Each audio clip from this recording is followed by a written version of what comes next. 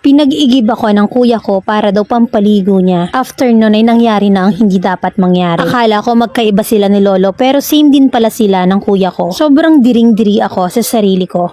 Gusto ko lang ilabas ang sama ng loob ko kasi sobrang bigat na. Hindi ko na alam kung kaya ko pa ba. Ikinuwenta sa akin ng lola ko na nilasing at ginasa ng ina ko ang ama ko para mapasa kanya. Take note na may anak ng 3 si mama sa dati niyang asawa. Pero hindi nakayanan ng mama ko si papa dahil puro daw trabaho. Kaya nakipaghiwalay rin si mama. Pero nung nalaman ni mama na buntis siya, bumalik siya kay papa. Fast forward ay yun na nga, ipinanganak na ako. Ang lola ko sa side ng papa ko ang nag-alaga sa akin. Nagsama na rin si mama at papa at nagkaroon pa ako ng 2 pang kapatid at ang lola ko lang ang kaagapay ko. Hanggang sa nagkahiwalay si mama at papa at hindi ko alam kung bakit napunta kami sa poder ng magulang ng mama ko. At kasama ko rin ang unang naging anak ni mama at nagtatrabaho sa malayo ang mama ko noon. Paminsan ay dinadalaw kami ni papa at lola doon kahit malayo. 9 years old pa lang ako that time at inaalila na ako doon. Grabe ang pambubugbog na ginagawa sa akin ng lola at ate ko sa side ng mama ko. Hindi alam ng magulang ni papa at hindi rin alam ni papa kasi tinatakot nila ako na kapag nagsumbong ako ay hindi na nila ako papayagan na dalawin ako dito. Kaya tuloy pa rin ang pananakit at pang-aalila nila sa akin. Isang araw ay pinag-igib ako ng kuya ko na pampaligo daw niya. At after nun ay nahawakan niya yung private part ko. Kala ko hindi lang sinasadya kaya hindi ko na lang pinansin. Kami lang 2 ang tao nun kasi nagtatrabaho yung lolo ko at naggala naman yung lola ko kasama ang mga kapatid ko. At sa edad kong 9 years old ay maagang nahubog ang katawan ko kaya may hubog na rin. At dahil wala naman akong alam sa mga ganung bagay kaya ang alam ko ay hindi niya sinasadya. At nung naliligo na siya ay tinawag niya ako. Hindi ko inaasahan na pagnanasaan niya ako physically at dun niya rin ako ginalaw. After nun ay iniwan niya ako sa CR at diring-diri ako at takot na takot that time. Hindi ako nakapagsumbong dahil alam kong hindi ako paniniwalaan. Maganda kasi ang image ng kuya ko sa kanila eh. Kaya naulit nang naulit yon at diring-diri ako sa sarili ko. At nung nag 10 years old na ako ay dun ko na rin naranasan na hipuan ni lolo. Akala ko hanggang dun lang. Hindi rin pala. Pinagsasawaan niya rin ako kagaya ng ginawa ng kuya ko sa akin. Kaya sobra-sobra na ang pandidiri ko sa sarili ko. Nung malapit na akong mag 11 years old ay nabugbog ako ng malala ng ate ko. Dahil hindi ko natukahan ng maayos yung ulam kaya nagdesisyon ako na umalis na. Sinama ko yung 2 kong kapatid at pag uwi ko sa lugar ng papa ko ay niyakap ko agad ang lola ko. Tinanong ko sa kanya kung nasan yung papa ko. Pero nung time na yun pala ay nagagayak na rin ang papa ko para magtrabaho sa malayo. Nagalit ang papa ko that time kaya tuluyan na kaming kinuha sa side ng mama ko. Nagkabalikan rin si mama at papa pero hindi pa rin sila nagsama kasi nagtrabaho sila pareho sa malayo. Yung mama ko ngayon ay nasa ibang bansa na rin. Ngayon nga ay magse-17 na ako at naging manloloko na rin ako sa mga lalaki. Ini-entertain ko sila pero hindi ko naman sinusubukang makipagkita sa kanila. Kapag napagsawaan ko na silang replyan ay tinitigilan ko na at ibinabla ko na rin. Kayo na lang po ang humusga sa kwento ko. Sana'y mapanood ko ang kwento ko sa inyo. Letter sender, Charissa.